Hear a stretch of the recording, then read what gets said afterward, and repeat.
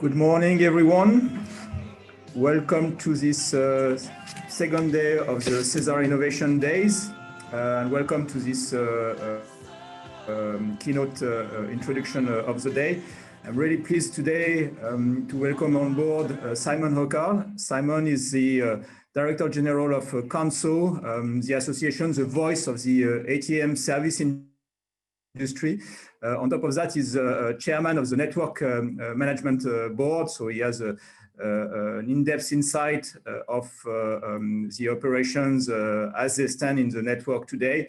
And prior to that, Simon is very acquainted with what we do in SESAR. We had the pleasure to have him on the board of the SJU some while ago. So he knows perfectly what we are doing in the context of SESAR and of the SIDS. The other guest speaker of the day is Mark Baumgartner. He's of course as well very acquainted with SESAR as well. He's been participating to a number of our validation activities as a rated controller in Geneva. And Mark is as well chairman of the Performance Review Commission, but today is here in his capacity of representative of the staff organization and in particular of IFATCA. So welcome Simon and welcome Mark. It's really a pleasure to have you today. The SIDS is really to bridge, I would say, different activities that we have in the program, from exploratory research to industrial research demonstrations, with the objective to push innovation all the way through into implementation into the day-to-day business of air traffic management and aviation. And I couldn't dream of a better representation of the end users with the two of you today. So thanks a lot for being with us. And without proceeding, I'd like to hand over and to give the floor to Simon for his keynotes. Simon, over to you. Thank you. Well, Florent, what a great introduction. Thank you very much. You reminded me of my long history with SESAR. I think I was there right at the very beginning. I made one of the very first presentations in my previous life in an ANSP to SESAR. So yeah, it comes all back round in a circle. So thank you very much. Can I have the first slide up if possible, please?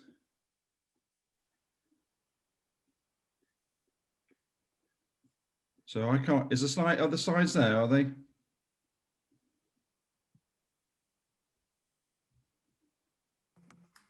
I can see them. I can't see them, so I trust that they are there. So we'll go from there. So I'm just going to talk to you briefly around CANSO. Just a reminder of what association, what we represent. Then I'm going to give you a bit more of a global perspective because it's quite interesting around the globe, the impact of COVID and what that means to all the ANSPs around the world.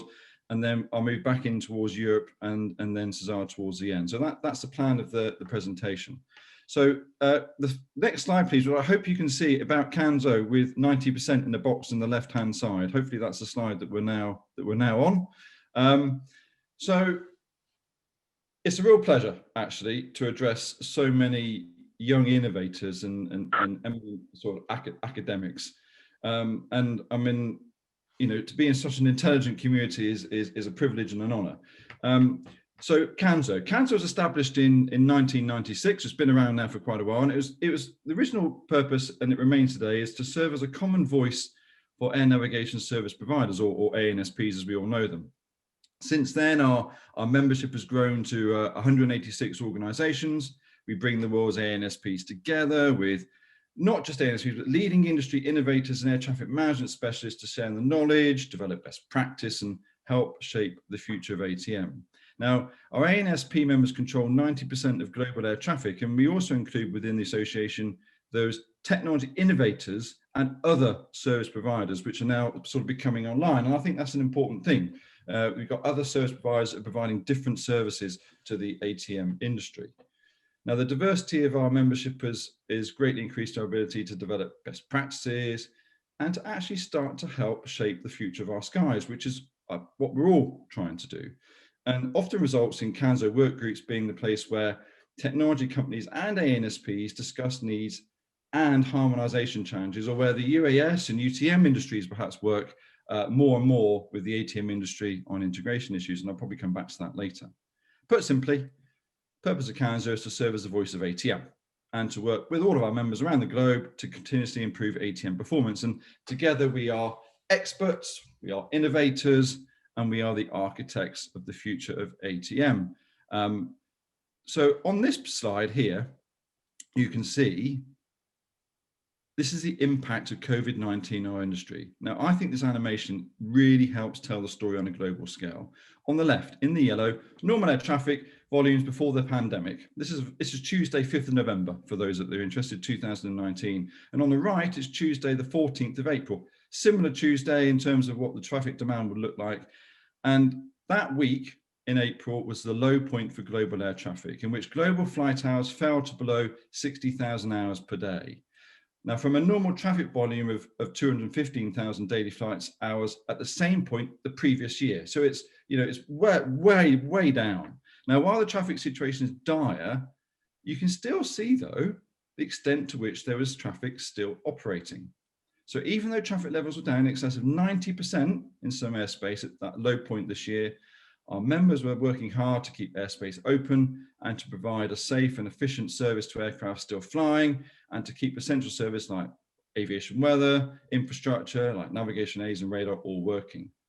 We could not pause operations. Why? Because ANSPs are a critical national infrastructure with a mandate to keep skies open 24/7, no matter how the traffic levels appear or decline or grow. So next slide, please. So that gives you a sense of how bad things got in terms of traffic. But where are we now?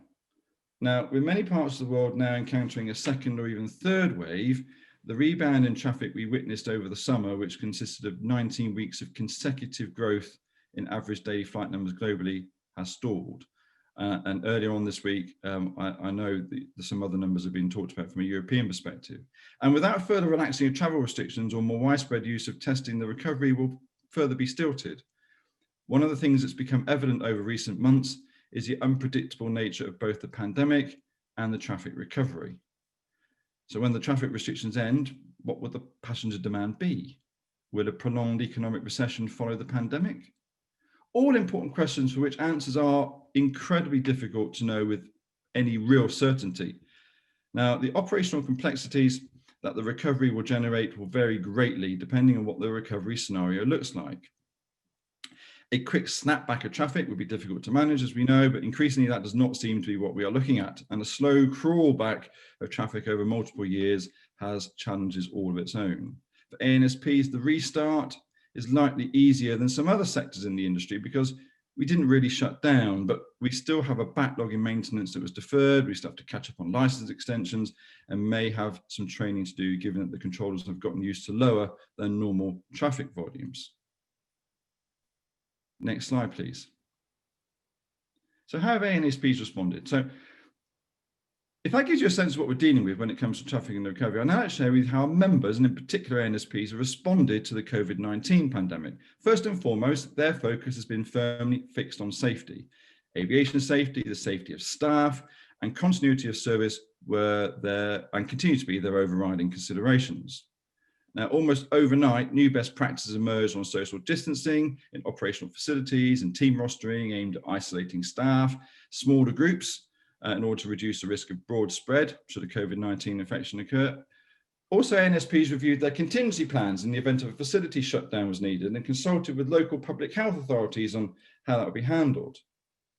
And they've actually become quite innovative, where remote towers that were there for contingency are now being used in live operations in order to be able to keep teams separated.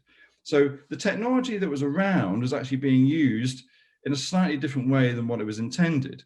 And I think that's probably a hint of where we need to go in the future.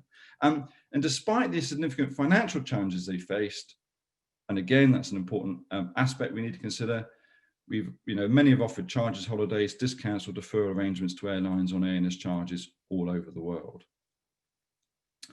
So next slide, please. Now, looking at the industry's response in a little more detail, there have been three key focus areas: contingency planning, business planning, and national planning. Now, contingency planning, ATM is taking steps to safeguard the safety of its employees, as I said, because it has to continue a seamless service, whatever level of service that is, throughout this crisis. Now, this includes introducing new hygiene, as I said, distance measures, dynamic rostering, remote working, remote research and development, and remote and restorative maintenance. Business planning, well, as ANSP revenues are directly related to the volume of air traffic they control, they are extremely vulnerable to the decreasing traffic. Unlike the airlines, they could not suspend operations or lay off a large proportion of their staff, particularly the specialists, as airspace must remain open even if operations are reduced. The supply chain that supports the ATM industry has also been affected by volatile demand and shifting priorities. To help manage this, the ATM community is deploying a variety of cost containment measures and revised business planning both for the short and the longer term.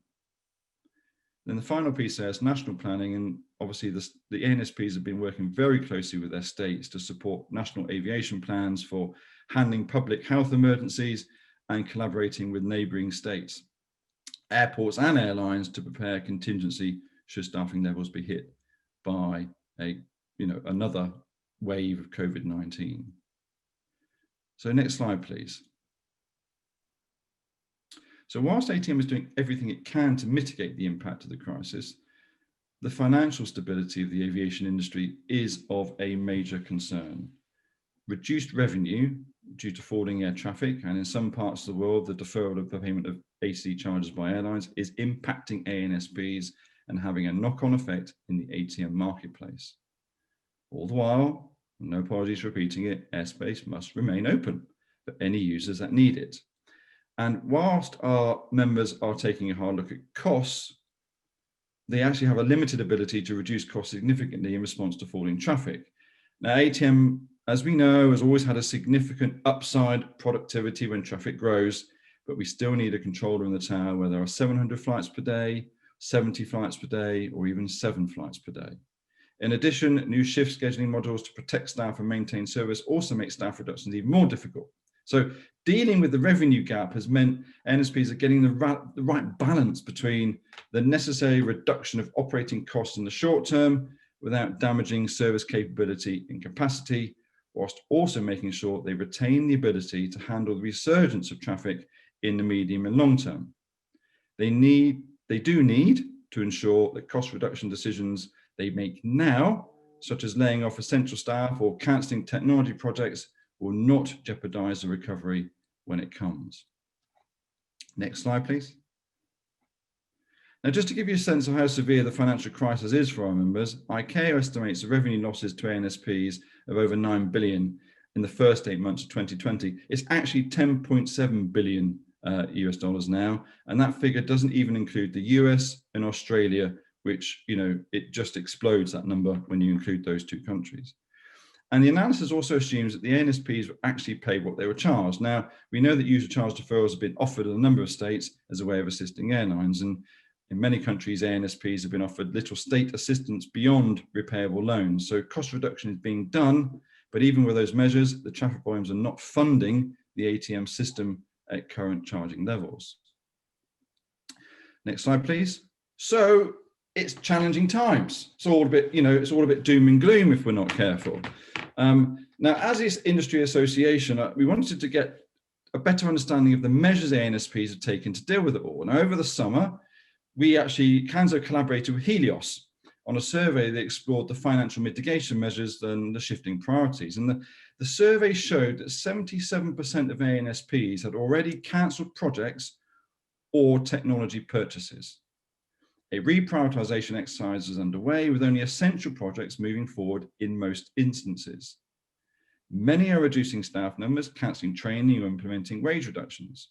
Several are taking action to either temporarily or permanently adjust service levels, such as closing a control tower or reducing its hours of operations. The survey also showed, importantly, a shift in priorities.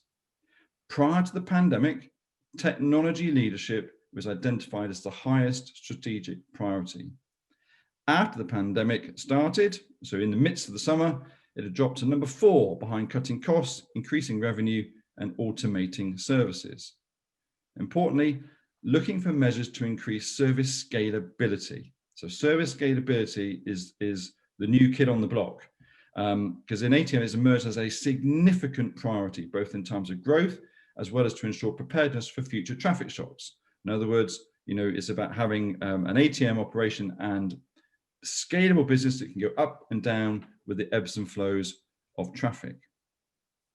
Next slide, please. So in summary, today, the ATM industry's focus is firmly fixed on recovering from the devastating impact, as we all are, of COVID-19, and that's rightly so. But as we adjust to the new normal, I believe it's time for us to start shifting our attention now to the future. We have some big challenges on the horizon, not least dealing with the traffic when it does return, and it will return. We have to reduce the environmental impact of aviation. We have to integrate new airspace users, such as drones are not quite so new, but air taxis and supersonic aircraft, all going to be coming into our crowded skies, and they will be crowded again soon.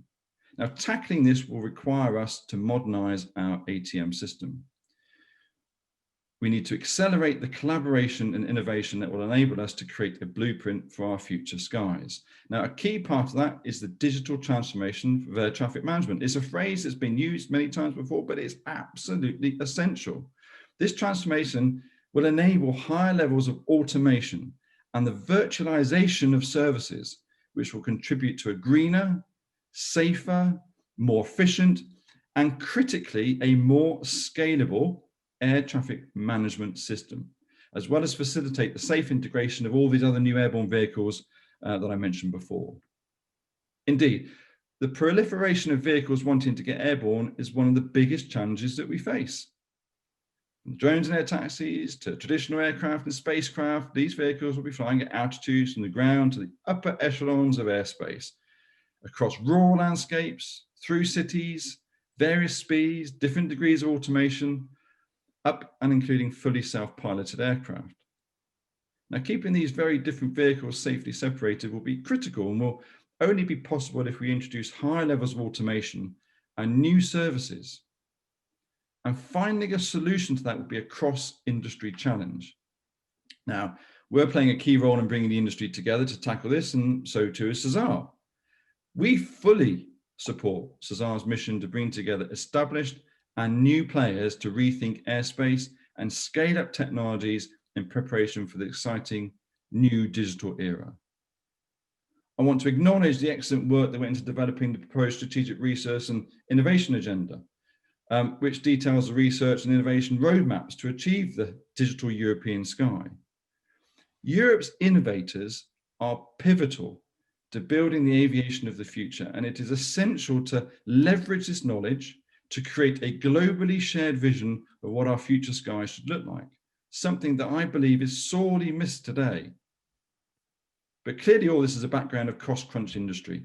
Given the challenging times ATM faces, one of the most important ways we can help is to prioritize the research and innovations that will bring maximum benefit to the system. And I can see SESAR playing a key role in that.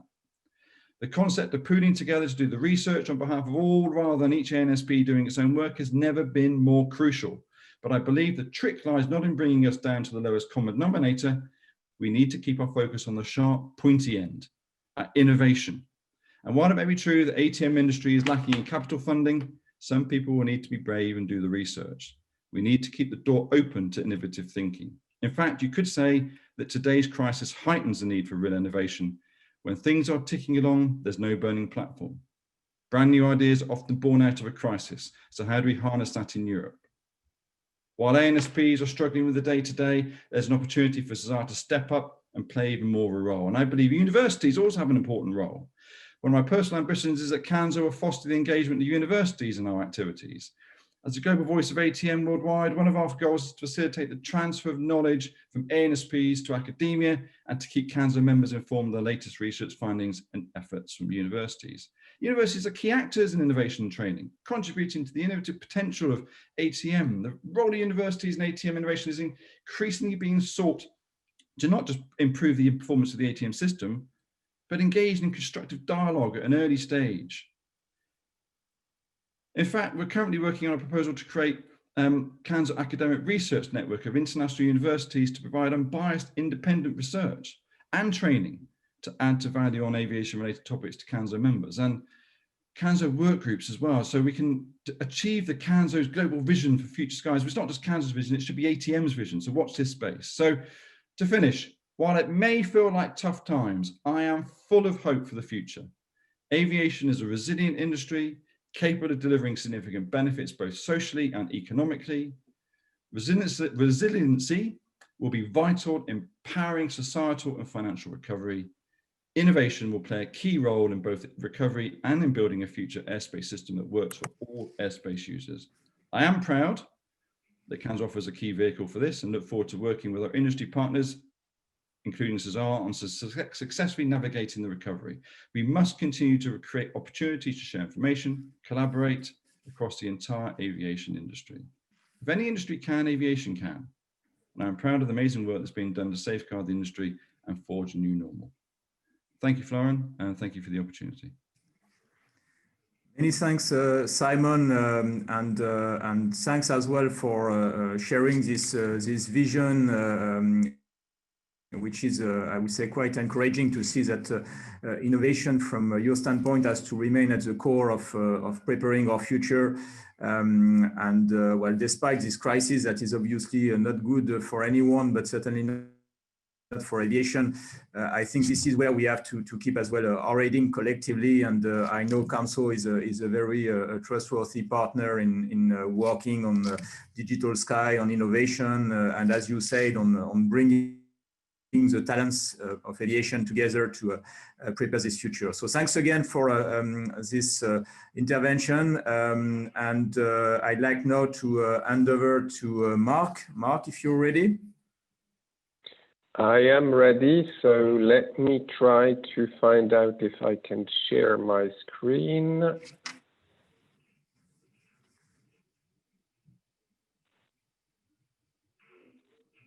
So, just a quick, thank you. So, I try in my keynote speech not to talk too much about the elements of COVID.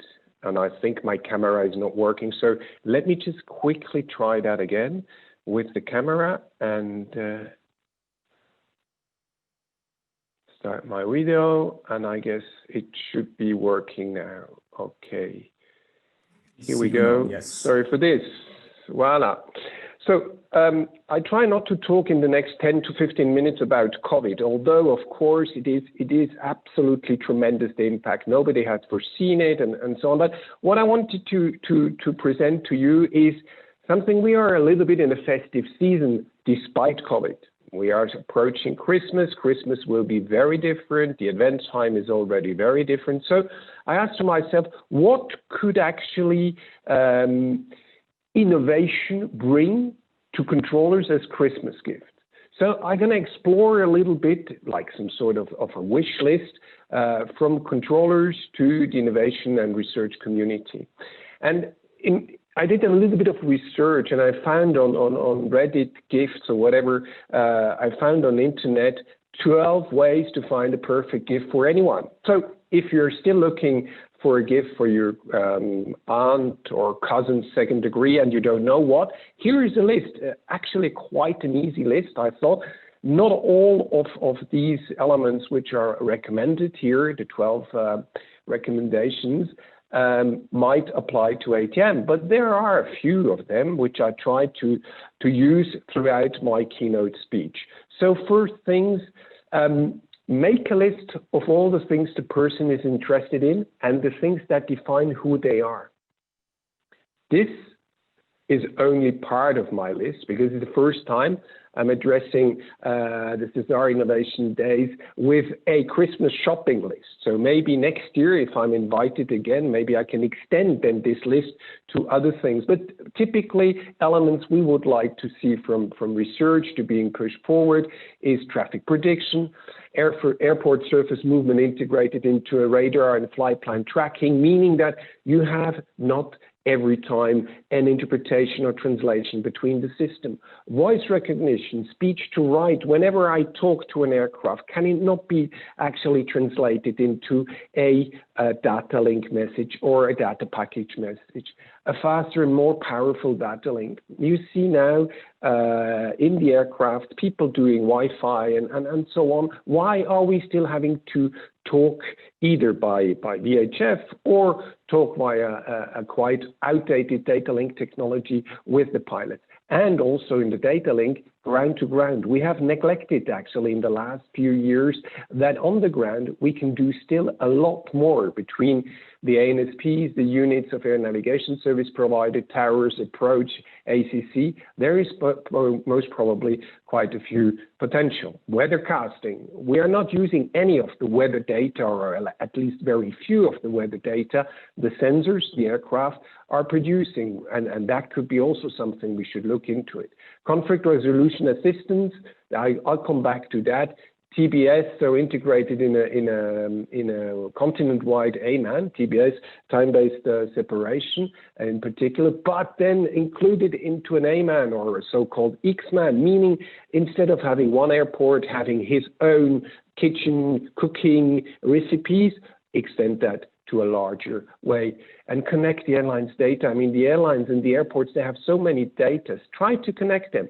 And of course, one data standard. Try to virtualize everything. All this has to go hand in hand with the human and do a change management. And of course, Simon has mentioned it before, new separation minimas. How do we integrate these drones, these air taxis, these new travel things? Do we need a new airspace categorization like UAFR? New charging regime. We also see now with COVID that we have huge issues when it comes to financial impacts, and in particular the financial route charging system. So how is that being set up? Can we learn anything from the 2008 financial crisis? Can we install bad banks? Can we actually reduce the costs and defer some of the payments, but with guarantees that we will get it back and so on? So can we restructure the debt of the airlines? Can we restructure the debt of ATM? And also what we would like to see is to focus on the outcome, not just, do research because you do research, but really focus on what could be an added value. And I'm coming back to my one standard just to explain you why I'm highlighting that as one of the most important things we would like to see materializing from research over certification into the real world. Some of you might know what's on the part left below, some not, so I will explain that. That's the Minitel in the middle, so that's the French first data transmission system which worked with codes and so on. You have on the left-hand side one of the first mobile phone in Switzerland. But what we actually still do not understand, in my view, is that we talk about all these nice things we're doing in SESAR solutions and what we could do and all these things. This is the App Store. I call it the App Store. But on the ground, unfortunately, we still have Minitels or first generation portable phones. We do not yet have one smartphone standard, and we need really rapidly to work on this. This is one of the biggest wish, if I may say so, for research. And this is then translated, just to give you one example for a flight here, it is the same flight represented in air traffic control in 4 different ways: on paper, on electronic stripping, on listing, and on radar display. This is due to the fact that we are not yet at the smartphone generation, be it just smartphone generation 1. So these are the things we are looking really forward. And if one looks to the past, that comes from the recommendation how to find a good present, a gift for everybody. So if you look to the past, some of you have seen these slides already when I showed them during the Digital Academy. I'll go a little bit quicker here, but I put them the elements up here, sorry. Artificial intelligence, machine learning is not new. So it is being used, but maybe it's not being used in an output-driven way. And automation is not new. So we have various degrees of automation, but one can also try to understand why are these automation built in some sort of prototyping mode. You see on the right-hand side what are the coding, what are the programming languages which are still in place here. So do we need to move forward with these things? Is there the need to make a standardization with it, maybe in using a standard coding language? And we think all the time that safety could be a barrier, but actually with blockchain, you will open up quite a lot of new technological possibility to guarantee a secure and a safe environment. And of course, also the more complex it goes, and that's something we have already always experienced in technical development, is that you will have to tame complexity. That's something where you will have to understand that the work is done is not necessarily the work as imagined, and the work is maybe then described yet in another in the other way, and when it is being disclosed, it is simply another thing. And then, of course, we also have these challenges like the ATCO versus change. So are they changed worse? I would say no, but some are claiming yes. So we could also do some human factor study.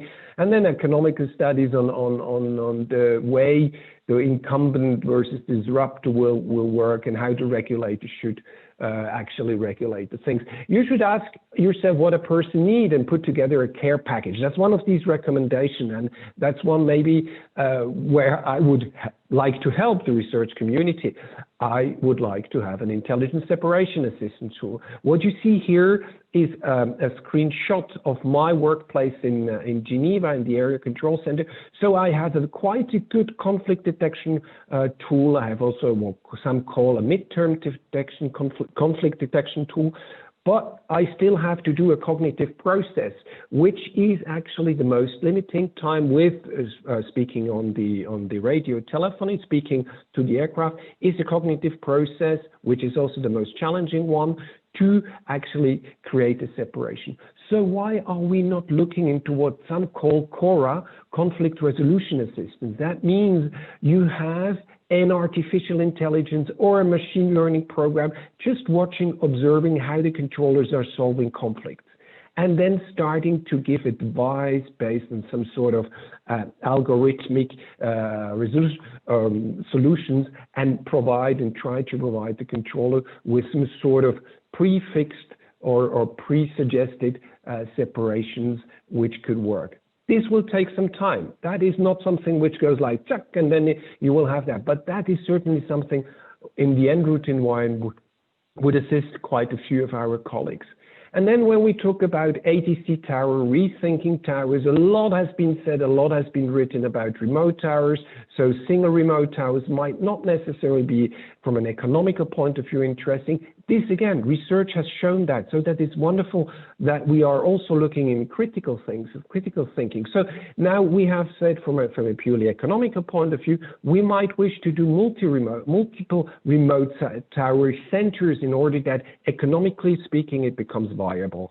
But that opens up, on the human factor point of view, it opens up quite a new and challenging point of view. And here, maybe some will call it the low-hanging fruit, but maybe I will call it one of the nicest Christmas gifts you can give us post-COVID recovery is here you have technology which was developed for remote towers. But why are we not using this technology which is available and seems to be so nice in the current environment? Why are we not using these things to get rid of, for example, the capacity reduction in low visibility procedures?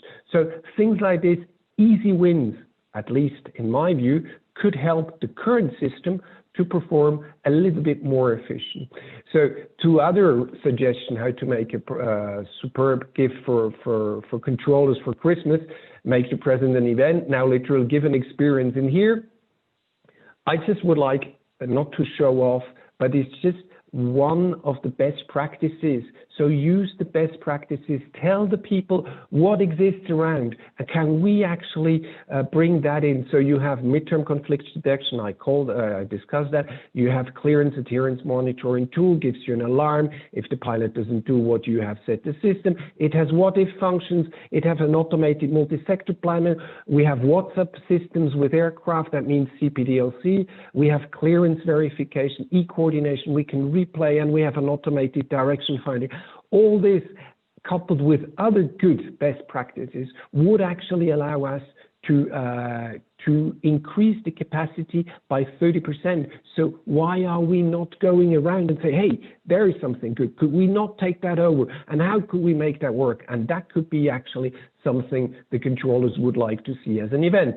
And of course, the human contribution is for us, at least in IFATCA, quite important. And you will see that the human has quite a few things to offer. And in the human contribution, when we talk about joint cognitive machine system, we actually highlight that the human is good in managing uncertainties and verification of technical decisions, takes responsibility, etc., etc. But that needs preconditions. You need to attribute a clear human role in the system. You can't just say, oh yeah, do that like this. So you need really to offer something where you say, what is your role? And then also design the system in order that you don't de-skill and then allow a continuous development, because you will be shifting some of the skills you need. And the job design is required, of course, economics, and it goes beyond what we currently understand maybe under economy. And of course, you need to have the human there, participative. So take them in your research lab, go to them. And once the social distancing measures maybe not as strict anymore, go into the ops room, ask to visit, try to talk to controllers, try to ask them what kind of presents or Christmas gifts they would like to have throughout the year. And give a gift of learning, and I'm coming slowly to the end. So can we learn any of these things? So here is open source. Can we actually go and identify impact of weather? Can we do remote surveillance? Can we have sensors on the airport helping us to update the X-Man? What kind of wave system can we actually start with the Wi-Fi on board? And unfortunately, for some, it's not everyday Christmas. And here is just the last few thoughts. In order that Jeff Koons can do one of these wonderful dogs, he needs 90 people. In order to have a UAV in the military flying, you need between 40 and 50 people to make it fit.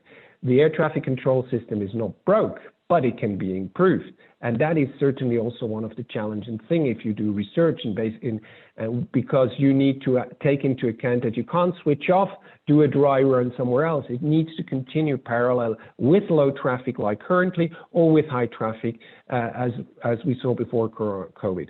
And the changes are written by the rhythm of the changes needs to be really taken into account. You will also have the ideas from computer science trial and error. This is simply not possible with a live system. So that is certainly also something which makes the choice of the research quite challenging. And it's multifaceted. It's really, really multifaceted. You might create a tool which you can only use for a certain application. So how do we make this Swiss knife here for ATM in the future? And it will be multi-actor as well. So that means we will need to reach out to more different people, maybe strangers, incumbents versus the disruptor.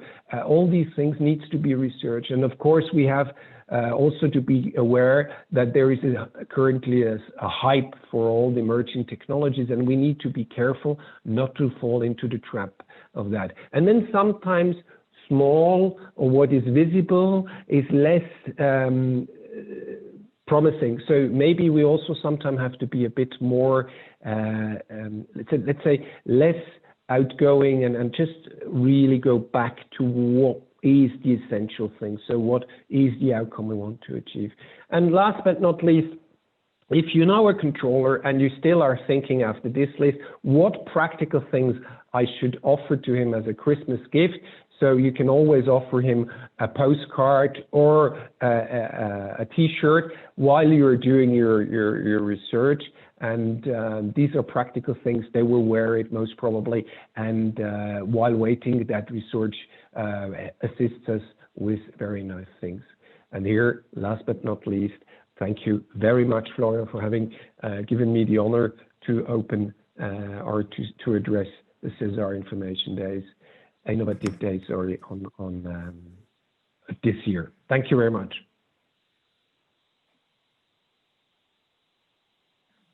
Thank you, Mark, for this informing as well as entertaining presentation. Thanks for as well putting in more detail what innovation could be about. I mean, for instance, things like a trajectory advisory system are really elements that we are trying to push through for the next generation of SESAR research. That's part of the strategic research agenda.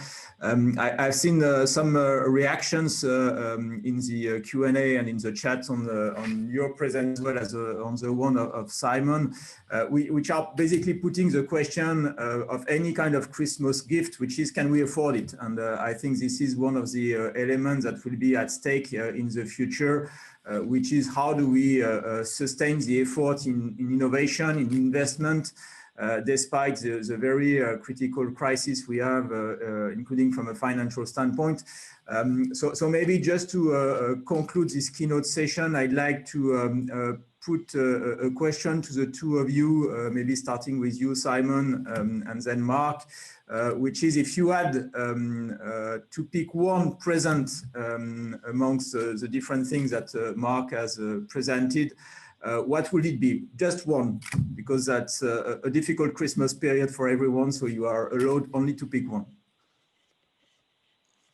Well, maybe if I go first, and I'll just do the spoiled child at Christmas thing. I'm not sure I want anything. I want something else.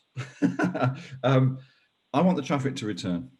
You know, and I don't mean it flippantly. We need air traffic to return. We need people to start flying again, because without that, there'll be no other Christmases. You know, that's a very bleak answer, but it is important to get aircraft flying.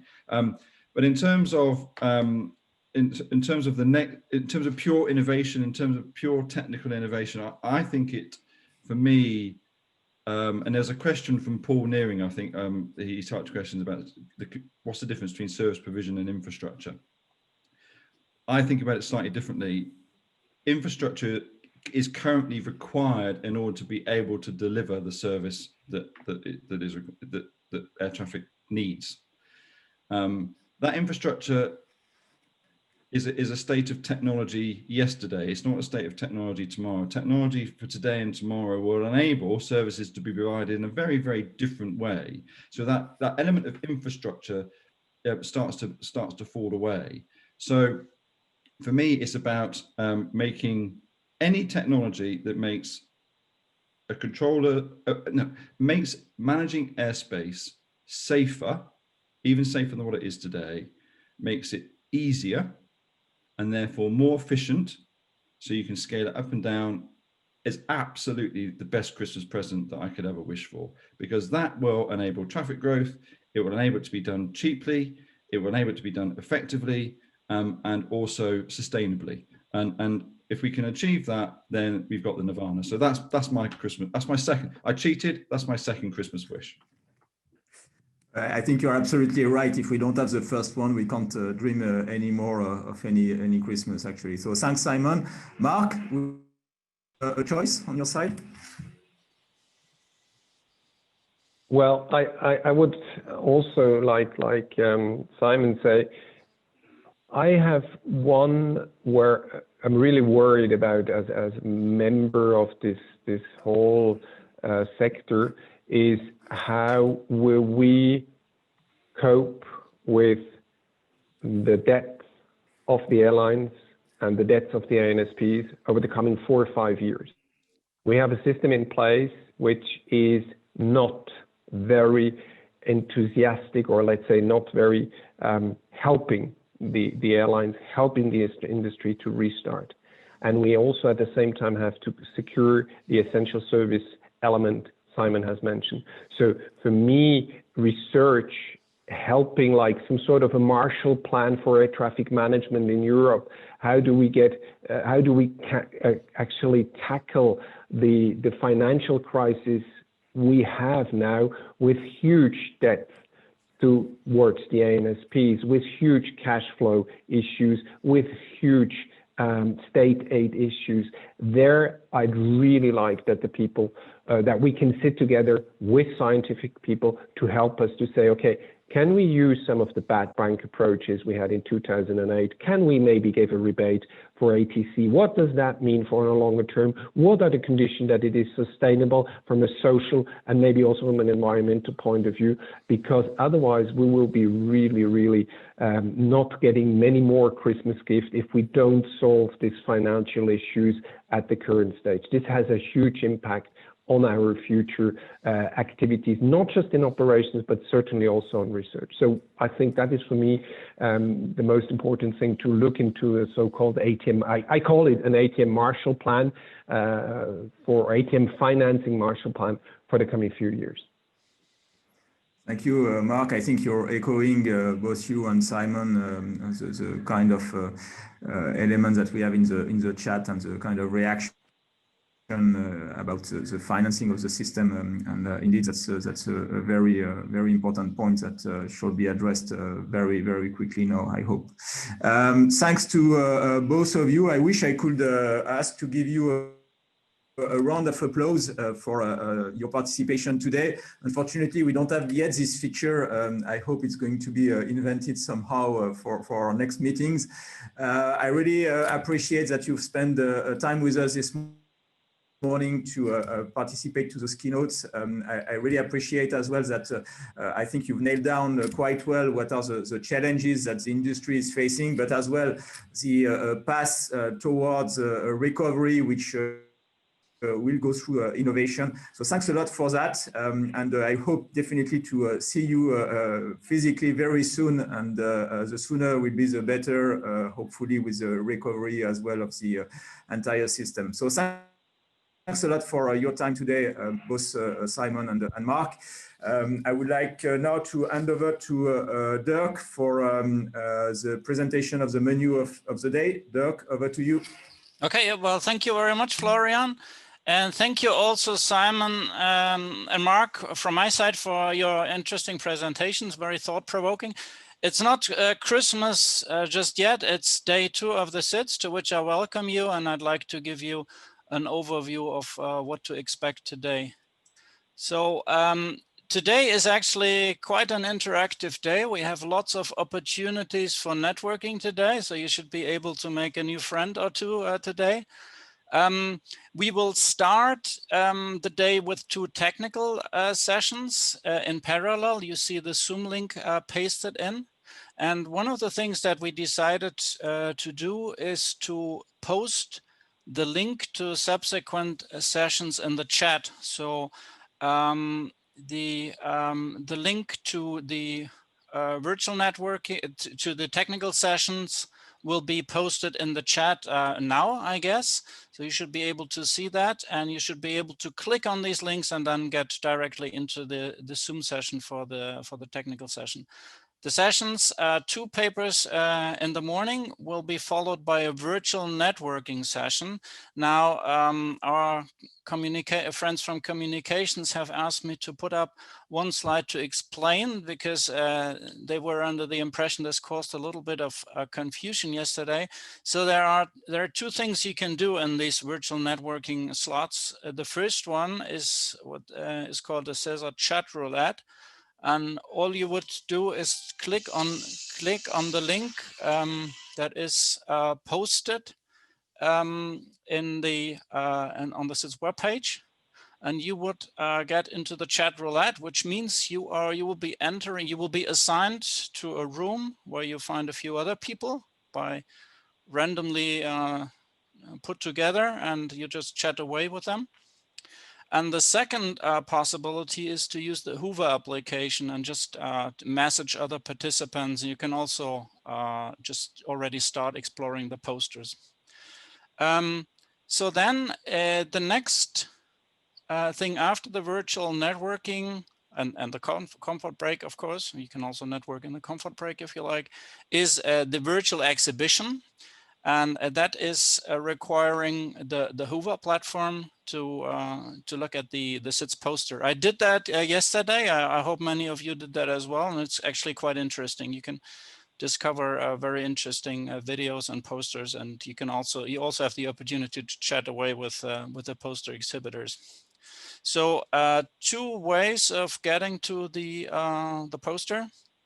The one is the Hoover website, to which you can connect on your PC, on your desktop. You can also use the app view. I gravitate towards using the PC because just the resolution is much better. But that's your personal choice, of course. So then we would come to the global networking coffee, and that's quite interesting.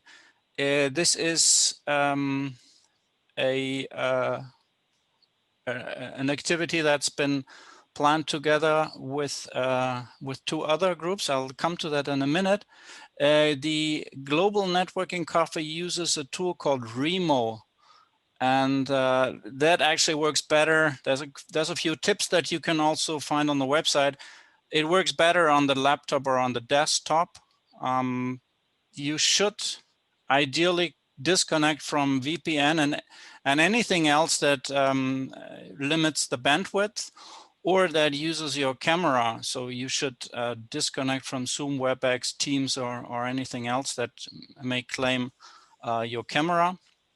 And ideally use Chrome or Firefox. We tested it. It works really nice, and it's lots of fun. But make sure you close VPN before and all other teleconferencing devices. And the Global Networking Coffee is actually organized in conjunction with the ADCA Annual Congress and an ICAO Global Symposium. So you'll be meeting people from other communities there as well. So it's quite interesting. I encourage you to participate. So that brings us to the highlight of the afternoon. So following the 2 technical sessions in the afternoon, there is our quiz, which is organized by Engage.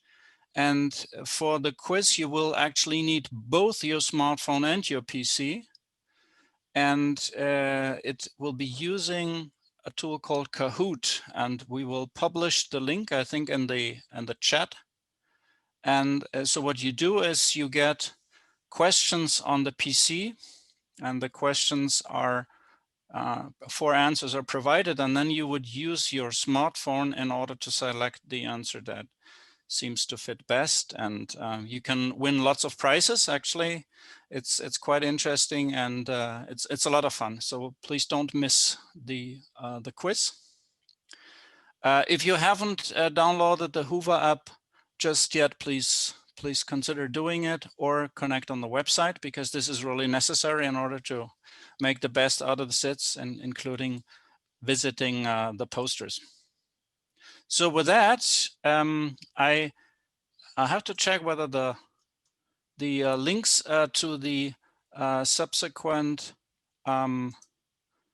sessions have not been posted in the chat yet, have they? That'll come very soon, I think. They are posted. They are posted. Okay, I can't see them here. Oh, excellent. So please click on the link that corresponds to the session that you would like to attend now, and we'll see you in the sessions. All right, bye-bye. See you later.